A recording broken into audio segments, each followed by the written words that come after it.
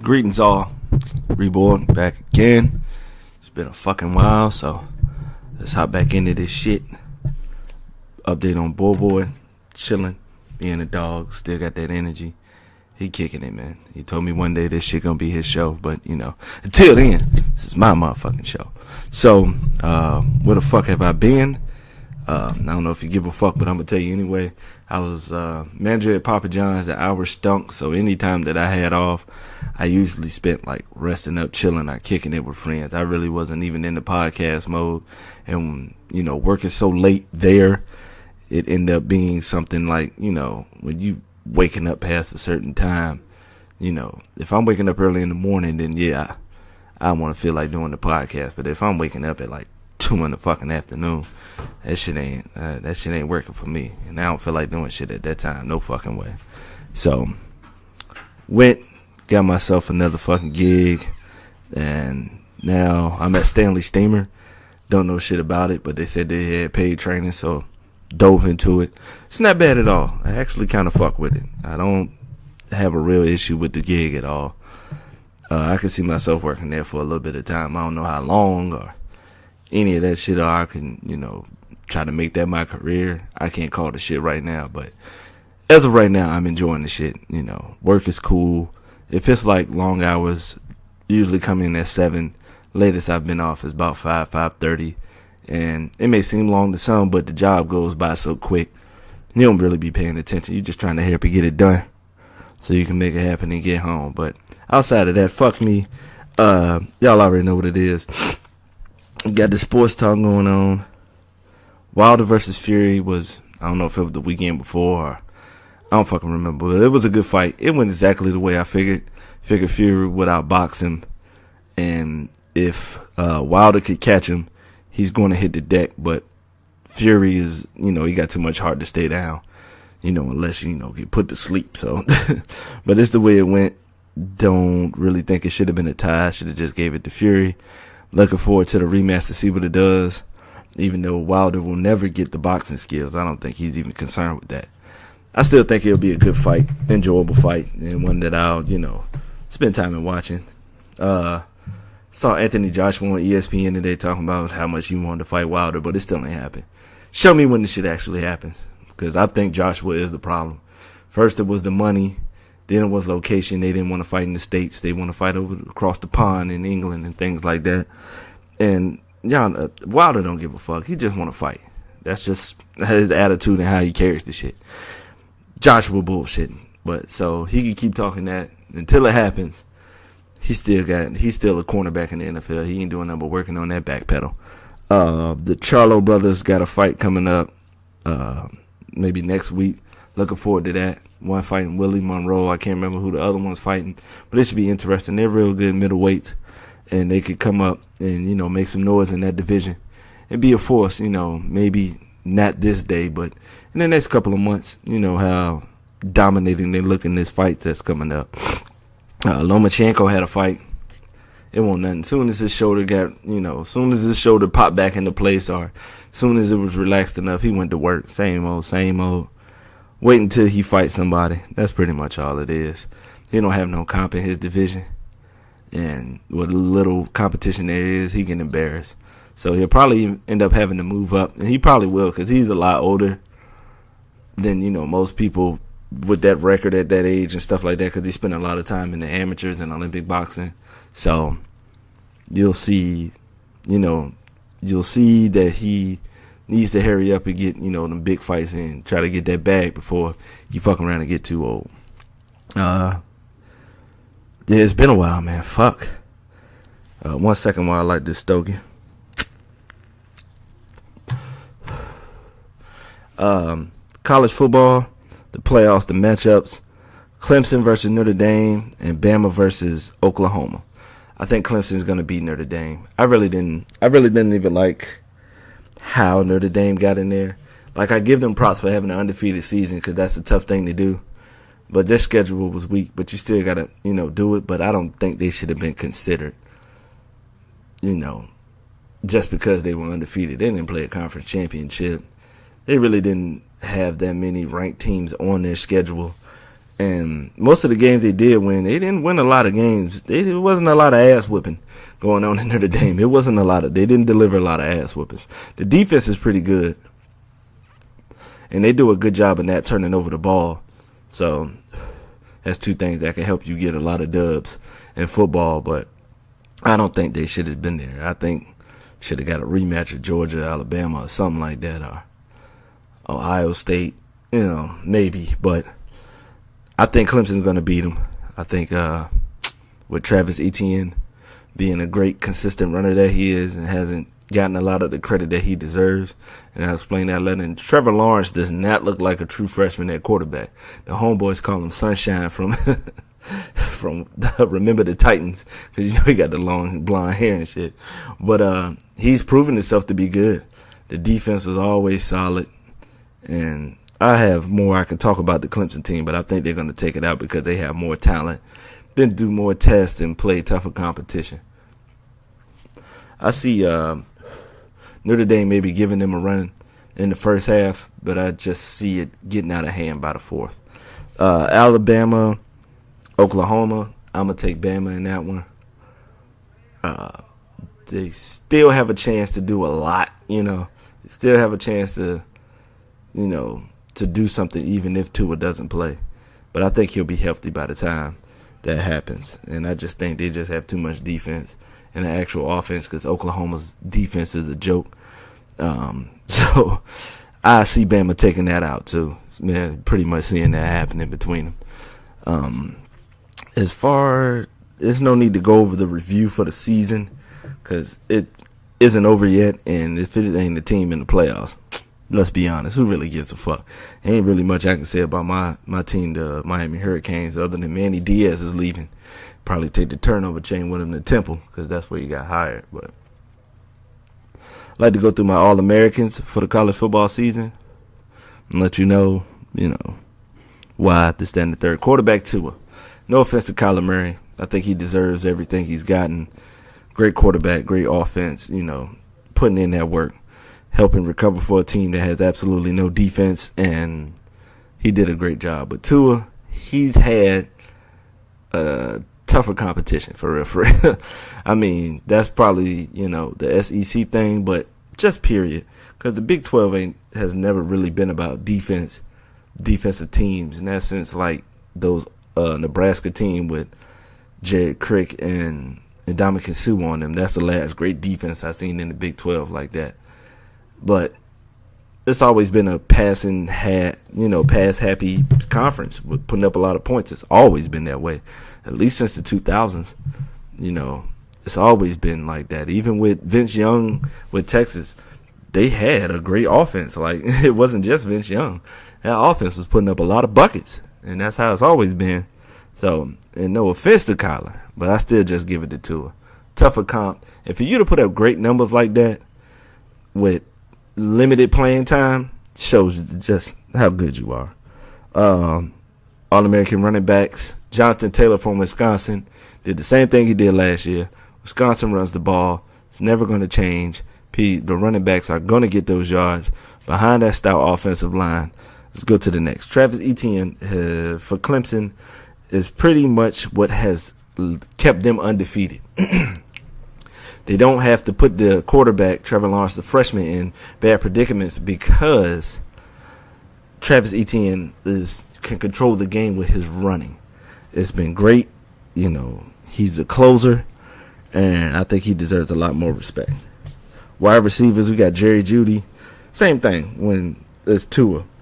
When you have all that talent around and you're not even playing most of the damn game, and you put up those numbers that he was able to put up, because the other two wide receivers ate too, and they still running the ball like crazy.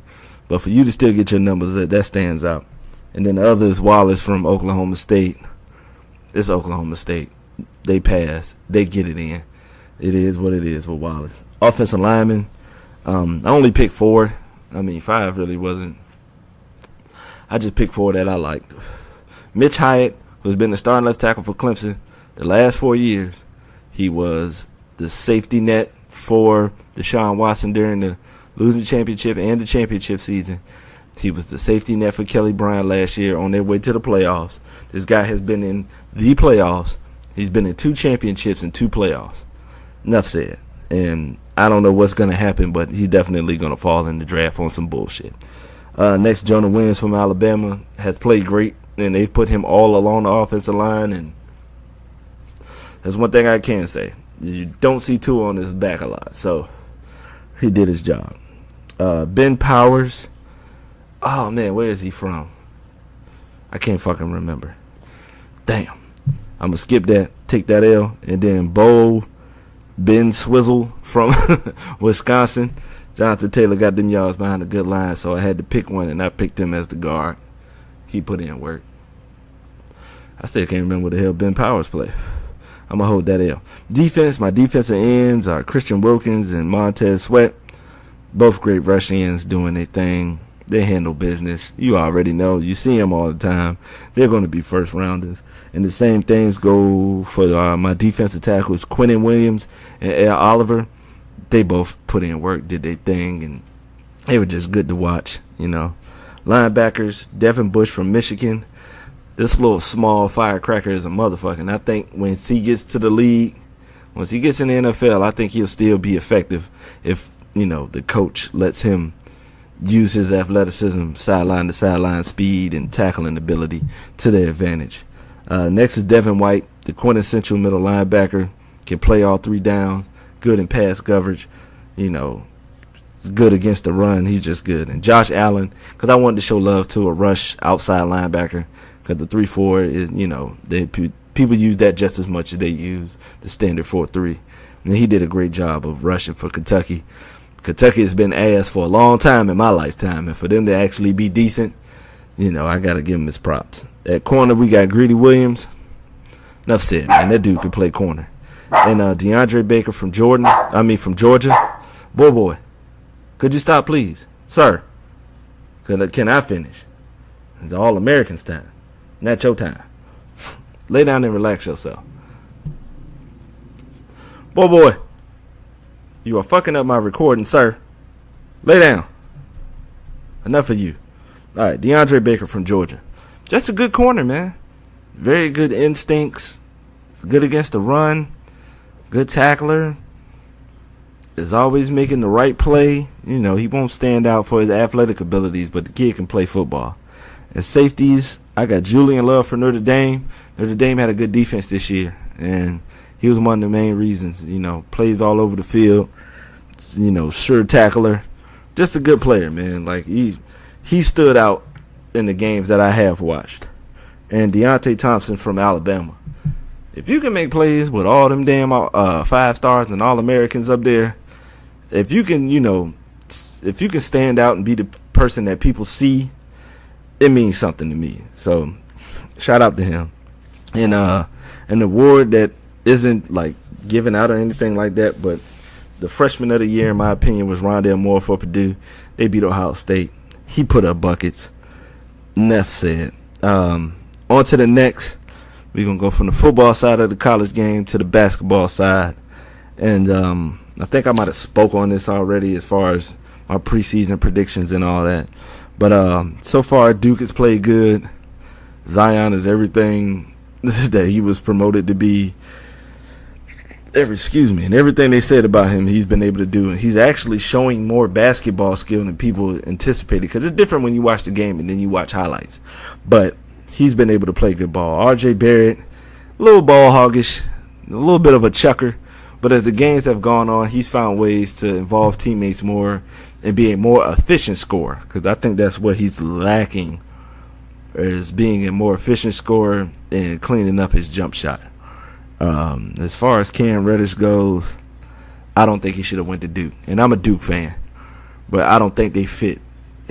Cam Reddish is one of those ball players that needs the ball in his hands, you know, point forward type. He needs the ball in his hands to be truly effective.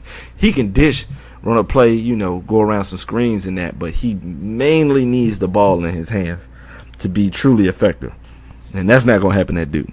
So I think you know, most of the kids out there need to look at a lot of things when picking schools, and he didn't.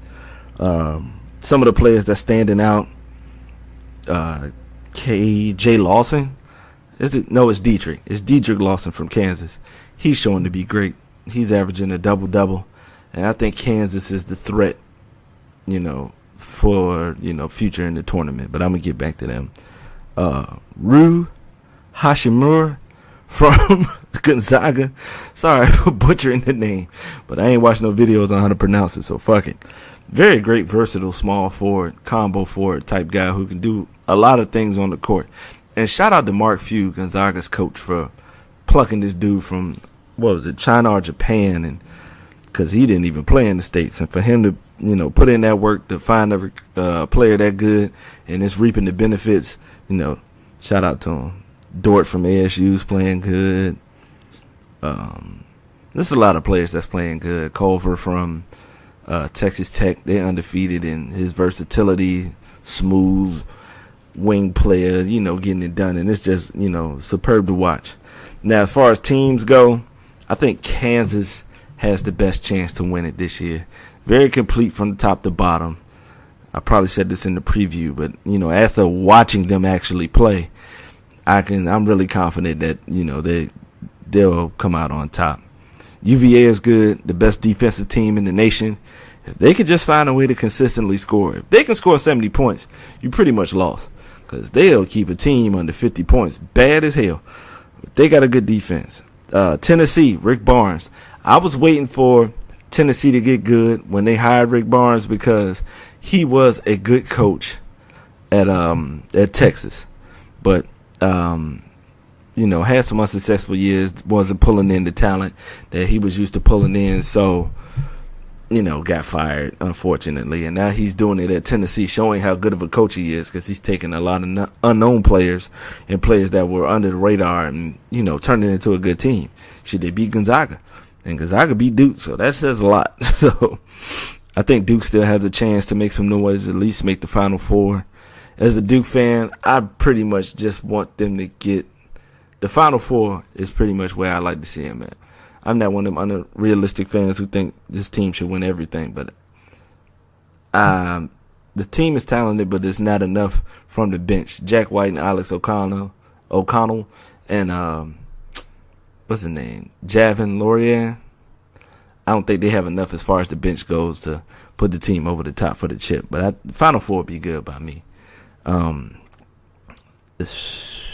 Nevada looks good, bringing in enough players, that have stuck around. The Martin twins are playing good, and Eric Musselman is just, coaching good basketball. Like, sometimes some teams just need that development and, have some players stick around for a while to actually be something, and they're playing good ball. Can't knock them for it. Auburn's good with Bruce Pearl, but Bruce Pearl is known for recruiting violations, and I say it's only a moment in time before he gets caught, he gets in trouble, and he gets fired. But college basketball is looking good. I know a lot of people don't watch college basketball until after New Year or until around like conference play, tournament time, but I'm a sports fan. I love every bit of it. I gotta have it. Villanova, I expected Villanova to struggle because they were replacing so much talent and so many key pieces to a championship team. I don't think, that they were going to be able to get over that hump to make it happen.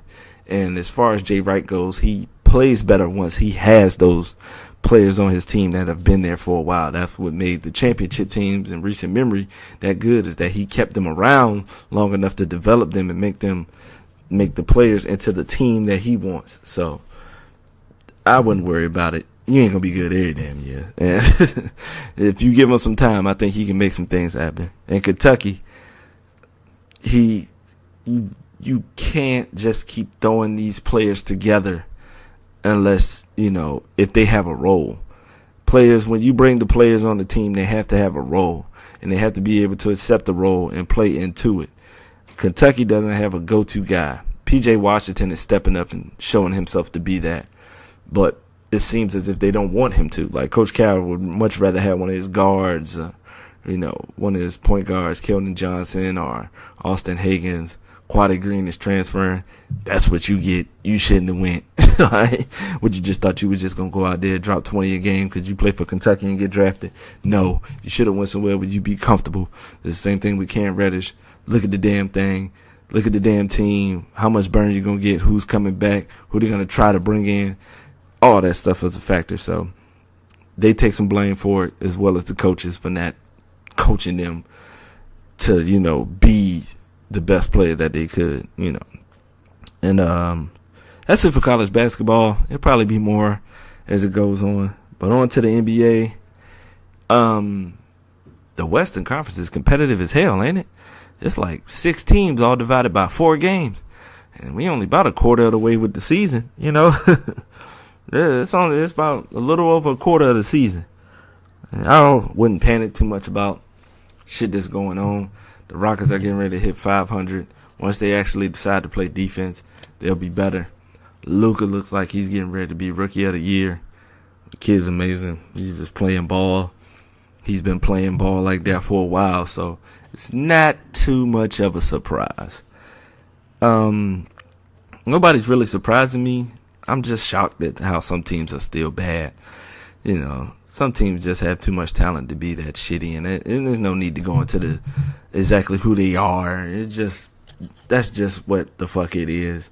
Your team is just shitty, and you need to get better. Get coaching, actually develop some players, bring players that that will listen or buy into what you're trying to do, the team concept and all that. And they just, some teams just stink. And I'm going to just go on from there. And last but not least, we got this NFL. We got to talk about football. Are you ready for it? Shit, you might as well be. It's past halfway. And what I'm going to do is go through and pretty much, go team by team and see what, give you my synopsis of the season thus far. All right. First, we're going to start off with the Patriots. When it comes to the Patriots, you need more wins. You got to get some wins because you got to have some home games. Playing the Patriots in Foxborough or whatever they play at, and when the Patriots are at home, they're damn near unbeatable, cheating or not. That's a tough matchup. The Jets, you're going to fire the coach, even though most people can't name anybody who starts on that offense. The defense is pretty good because Todd Bowles is a defensive coach. But respect to you for putting in Donald and just letting him go out there and make the mistakes, because that's just what has to happen. It all depends on the coach, the head coach, the coordinators, and position coaches, how much further they can go. But until you add talent, ain't even no need. You can blame Bowles, but GM's got to make moves too. The Dolphins, you beat the Patriots on a lucky play, but what are you going to do? They'll probably get their ass whooped the next game. You got to figure out where the fuck you want to go in the future. It looks like y'all don't have any idea what y'all want to do from game to game. So figure out what the fuck you want from next season on and move forward with it. The Bills, Josh Allen can run the ball. You ain't got to worry about taking too many sacks, but you got to work on his throwing. He's got to get better weapons. And that's just pretty much it for Buffalo. Good luck to you. The Ravens, Harbaugh opened up the playbook. I just take these L's. The Steelers, you can blame Tomlin all you want, but it ain't him trying to squeeze the ball on 3 defenders. It's Big Ben. If Eli done, Big Ben should be damn near close to him, all right? Because Big Ben has been fucking up. Then I know a lot of people say, well, he came back and beat the team the week before. But they wouldn't have to come back if he went out there fucking up, okay? The Browns, he finally got rid of Hugh Jackson. As I already said, that's what they wanted from the giddy up. So that's already what the fuck they wanted to do. So you got what you wanted. Baker's a good quarterback. He's going to have to make those little improvements to get better as the years go on. Got a solid defense. You got your running back. Now let's get Mayfield some more weapons and let's shore some of this shit up so y'all can make it happen.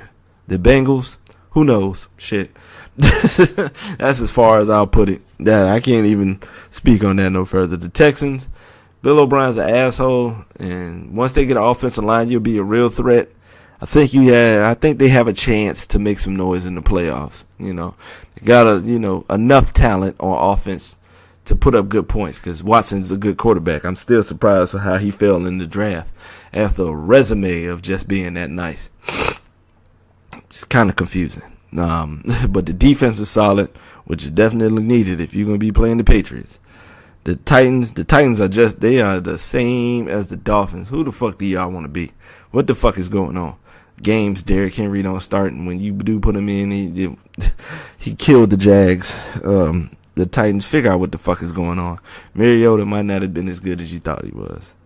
The Colts are the fightingest team in the league. They don't have a lot of talent, and I dare you to name players that everybody don't already know, like Hilton, Ebron. And the only reason Ebron is known is because he's been such a disappointment in Detroit, and he's playing great ball now because he got Andrew Luck, who's a good quarterback. You know, unless you're a real football fan or a Colts fan, I'm not even going to say real, unless you entrenched on actually knowing who's on the Colts, the casual fan ain't not going to know anybody outside of Luck and T.Y. Hilton. Great job drafting Darius Leonard, good linebacker, good second round pickup. That kind of drafting with him and Quentin Nelson also playing well on the offensive line, that is what gets you to the point where you're more than just a threat. You know, and I could see the Colts trending upwards in the next season or two. The Jags, Blake Bortles is buns. The Raiders, you get what you asked for. You traded Mack and Cooper, they balling. You deserve this record. The Chargers, along with the Texans, are also a team I see being a big threat. And shout out to the coach for having the guts to go for 2 and making it happen, man. I mean, shout out to him. A lot of people shit on Phillip Rivers. Oh, he hasn't won anything. So a lot of quarterbacks that haven't won anything once you got this dude, Tom Terrific, over there, okay? So Rivers has been a consummate professional and has always put up numbers, even when the team wasn't as good. Because they haven't had talent since the last time they went in the playoffs. This year, they have a lot of talent. Melvin Gordon's good. Mike Williams is playing good. Tyrell Williams is also playing well. They got Eckler as the backup. They called Gates off the couch. They still have Travis Benjamin that can still go deep.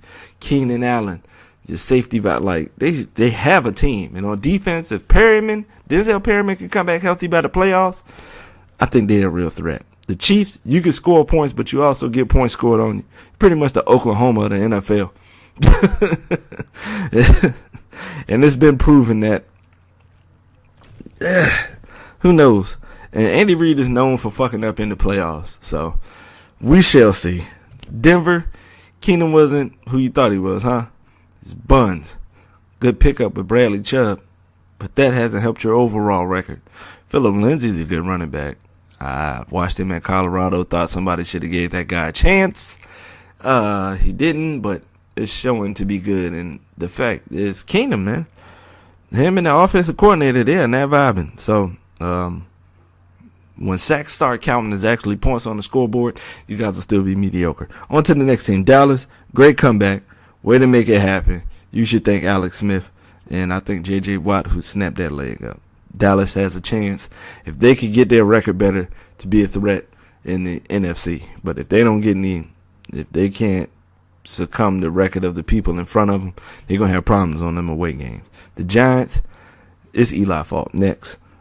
Skins, Alex Smith got hurt. The season went down the toilet, flushed, and they didn't even have flushable wipes. They used real toilet paper. It was a clean flush, went all the way through. Good luck next year, because Dan Snyder's a fucking idiot. Unless he gets somebody to help him with drafting and picking up the proper free agents. And I don't think Jake Gruden is as good as he thinks he is, as far as being an offensive play caller and things of that nature. Because I know they're down to their fourth quarterback, but it was even times when Alex Smith was in the game that he just Gruden, you're not as good as you think you are. And that's just how I put it. This might be the season that humbles you and puts you back in perspective so you can work better at being a better play caller and coach. He's got a chance. The team has a chance. They one leg snap away from, being in this playoff spot. The Eagles, y'all need corners and y'all need ice packs. Team ain't been healthy all year. And that's the disappointing part. Nobody's underperformed for real because it's just so many injuries. so many players hurt that it's hard to, be the champ when you don't have your championship roster there, And Wentz just got hurt again. He's out for the year. Foles is decent, but I don't really see them. Yeah, the season's over. It's a wash. Get everybody healthy so you can be a threat next year. Boy. Stop it. Have a seat so I can finish. I'm almost done. Three more divisions, sir. Can you give me 3 more divisions? The fuck? The Bears? You get what you asked for. You wanted Khalil Mack, you got him. You gave him the bag, and now your defense is fucking amazing.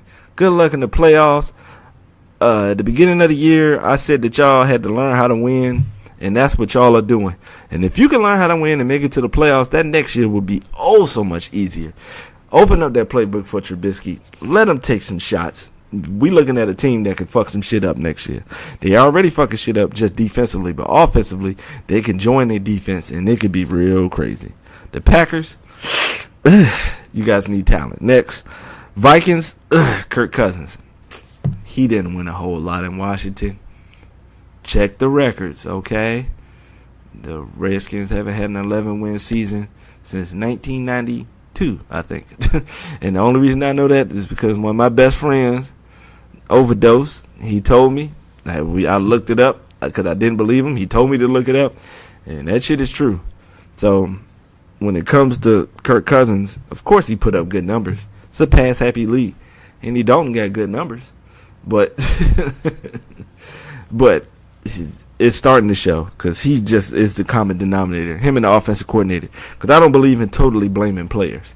There's a lot of factors that go into that. It goes from the player to the head coach to the coordinator to the position coach. That's 4 people that have failed. That's a lot in football. But the Vikings, boy, you guys, looks like you should have kept Teddy Bridgewater. And there's no way y'all knew that. But y'all should at least give him a chance. The Lions, y'all need some talent. The Saints, y'all need to finish out strong so y'all can get this home cooking. Because when you playing the Saints in the Dome, they difficult as fuck. Now, on the road, as this showed against Dallas, they can be beat. But when they in the Dome, they are something else. The Bucks, now you want to play football since you were already out of the playoff picture. Get that shit together. Last year when everybody was hyped and putting y'all on the pedestal to be a team to watch out for in the future, you regress like a motherfucker. Until Jameis Winston mans the fuck up, becomes a leader, and be a real leader for that team, read his fucking playbook, watch some fucking film, and stop going off just athleticism, they aren't going to be shit. All right, plain and simple. Mike Evans is a great wide receiver on the DeAndre Hopkins side of the game where it doesn't matter who's the quarterback, and the defense is pretty good. But this franchise, this team goes off Winston. Until he wants to be better, they aren't going to be better. The Falcons, I don't know what the fuck the problem is. They just stink. Maybe it's some injuries on defense I haven't looked up or something going on. But they're just not getting it done. I'm going to just go on to Carolina because I don't have shit for the Falcons. Carolina, Cam's hurt. He's hurt. You're going to keep letting him play. You're going to keep letting that shoulder get fucked up because you're going to fuck around and have Derek Anderson starting all next year. Sit him down. Take these losses. So as I've said before, next year you could be the team that we thought you were going to be. He's hurt right now. Cam does not look good throwing the ball. Okay? Tighten the fuck up. Stop trying to win it. You're not going to win the Super Bowl. So what you need to do is get everybody healthy. Okay? You could make the playoffs, but how? A 5-game losing streak is not going to get better as long as you sit him in there. His shoulder's not going to get better as long as he's still playing. So tighten the fuck up too. The Cardinals, I don't know. Y'all just stink. I mean, y'all waited too late to start Rosen. Rosen should have started from the beginning so he could take his lumps and, try to grow. They've won some games they weren't supposed to win. And I don't know. I feel bad for the coach because he's in a shitty situation, but who knows. The Rams, y'all need the rest of the defense to step it up. Aaron Donald has been carrying the shit out of this defense. Now, get better. It will get better with Talib being back. And for him to get back in the groove, because I think he got hurt in like week 2 or 3. So, once Talib gets back, shows it. Because the defense does make plays. They just don't do it consistently. Because there ain't no way in hell they should have let a lineman score a touchdown on their ass. But it happened. The Rams are still a threat, to take that bowl. They're just a little minor cleanup, just a little touch up here, a little spit shine there. Y'all will be good. The Niners, I ain't worried about y'all till Garoppolo get back, so I ain't even going to fuck with y'all. Got talent, need a little bit more to sustain success in this league, so this on the wait and see. The Seahawks, Pete Carroll just keeps doing it, man. Shout out to him. Now, I didn't know what the fuck they were going to be at the beginning of the year other than a team that rolled the back of Russell Wilson, but they're doing it. And what people haven't given them credit for is whoever the defensive coordinator is. I think it's Ken Norton. And how shitty he was last year with the Raiders, it's not surprising. We don't have the same talent. Because that's one thing the Seahawks do have is talent. He's taking that talent, and they're flourishing game by game coming up. They could do some fucking up in the playoffs, like, fucking up some teams, catching up, creeping up on them. Because when you're coming from behind, you don't give a fuck whether you're playing home or away, who's playing on the other team. You don't give a shit. You just want to go out there and ball. And just shout out to him, man, for playing good ball and just making it happen. I thought this was going to be the year Pete got fired, but as Gloria Gaynor said, he probably sings in his office, Pete Carroll, he will survive. Okay, so shout out to him. And as far, I had the Patriots beating the Saints in the Super Bowl. Looks like it could still happen. We shall wait and see. If there are any surprises, it's how good Patrick Mahomes has been. I knew he was going to be good. I knew he was going to put up decent numbers, but I didn't expect to be that good to the point he out here throwing fucking no-look passes. That's crazy. Any other surprises? How bad, just how shitty the Ravens offense has looked. That's a surprise out the AFC North. The Ravens should definitely be winning the division and should be a threat in the playoffs because they have a strong defense, very strong defense. They was fucking Mahomes up. But they have a strong defense, solid running game. But Harbaugh, you rolled Flacco too long. Like, he won a Super Bowl even though he wasn't the key component of winning it. We all know Flacco is just an average QB, but, you win a Super Bowl nowadays, you'll get the bag. So, but you're paying for it. So, any other surprises? Cousins, I didn't think he was going to be this bad. They're still trying, but after they lost to the Bills, I kind of lost confidence in them, and they have lost confidence in themselves. Outside of that, no other big surprises. Not really.